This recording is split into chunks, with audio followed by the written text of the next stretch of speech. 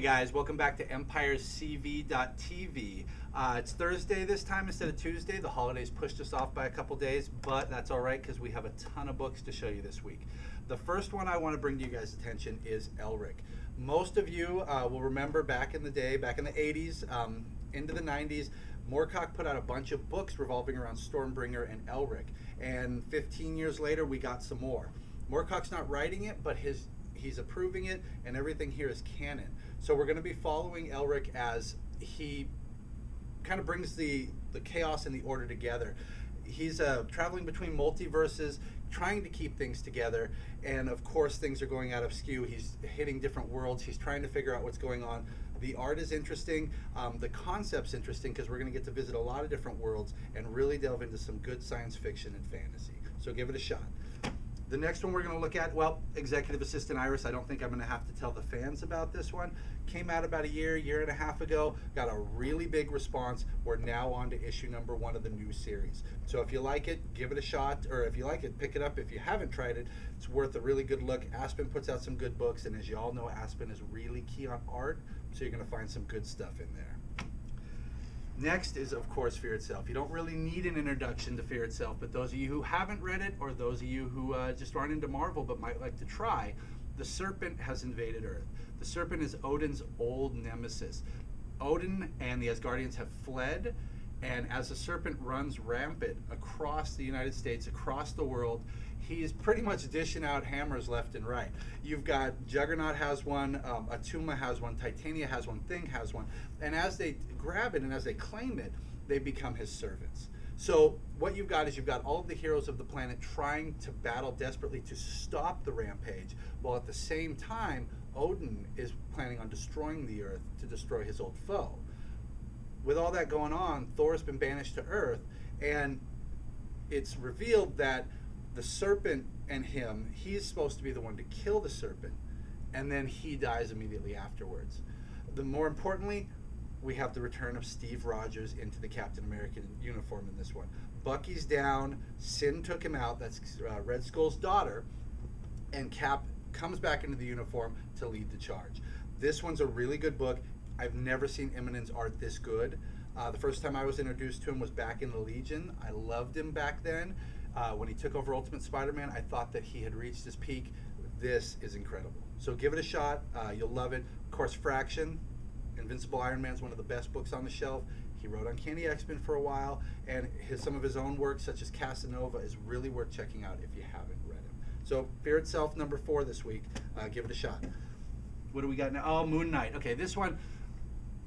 This is along the lines of a really good Daredevil, or Moon Knight, or a really dark Batman. Moon Knight is pretty crazy, as a matter of fact. He was an ex-mercenary, saw the light, Khonshu gave him his powers and guides him. The thing about Moon Knight is that we never really knew if there was a Khonshu. There's never been anything that indicated that it was real, that it's not in his head. And over the last few series, we've really seen him kind of delve deep down into insanity. In this one, it's really no different. Starts out as a typical superhero book. The next thing you know, he's being joined by his fellow Avengers, Spider-Man, Captain America, and Wolverine, only to reveal that they're not actually there, they're all in his mind.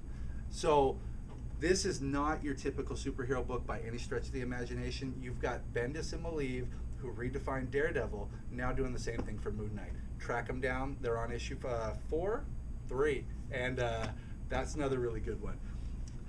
This one is for the Linsner fans. This is number 2 of Claws. You've got Black Cat and Wolverine teaming up. The first series came out a couple years ago, and he's back for another one. So all you Dawn fans out there, or just Linsner fans in general, this is the one you want. With the Captain America movie coming up, I picked this one because Red Skull. Those of you who don't know anything about Red Skull, those of you who know about him but don't know his origin, this is delving into him as a child. It's going to build up to him becoming the threat and the menace that he has been from World War II to modern day. It's going to show you why he joined the Nazi Party, what he meant to get out of the Nazi Party for himself, why he's done the things he's done, and the things that have put him on the path that have haunted Captain America and ultimately the world up until today. Really good book. Pack is writing it. if you're a Marvel fan, you'll know Pack from such things as the Hulk. Another really great guy, and he just left Hulk. So this is the beginning of his writing endeavors into the rest of the Marvel Universe. And Red Skull, an incredible bad guy, another one worth checking out. Flashpoint. We're all excited here at Empire about 52 new titles from DC. This is, of course, the one leading into it. In number 2, it ended with Barry Allen trying to get his powers back. Again, he's the only one in this new alternate universe that has no powers and has memory of a previous world. Ends badly at number 2. We pick up straight from there. But what's really cool about this one is we really start to delve into some of the other books. We've got we get Lois Lane in here and her fighting for the resistance in the British Isles under the Wonder Woman's rule. We get the Canterbury Cricket and the resistance showing up. There's just a lot of the things coming together in this one. As you guys probably know, we're doing a special on the 52 titles coming out from DC.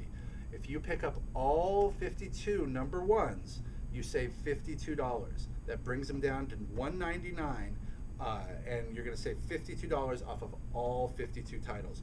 If you're not interested in all of them and you just want to pick up a few, we're also encouraging you to do that, and we're giving you 10% off all number 1s. So, this is another one I wanted to show you. Everybody's given a lot of attention to the Batman title, to the Abin Sur, to the big names. The one that's kind of going under the radar is the World of Flashpoint. If you had to pick up one other book besides the main title, World would be it, because this is going to give you a slice of everything. It's going to show you what's going on in Africa. It's going to show you what's going on in the British Isles and in Europe where it's flooded. It's going to show you the state of America during all of these events. This one follows Tracy 13 as she travels the world and gives us a glimpse. So the other ones are a lot of fun, and they'll give you real specific information into all of the characters. But this is your general one. So World of Flashpoint. Cowboys and Aliens, getting a lot of attention lately. If you're interested in the movie, or if you're not and you're just interested in the comic book, the collection is out.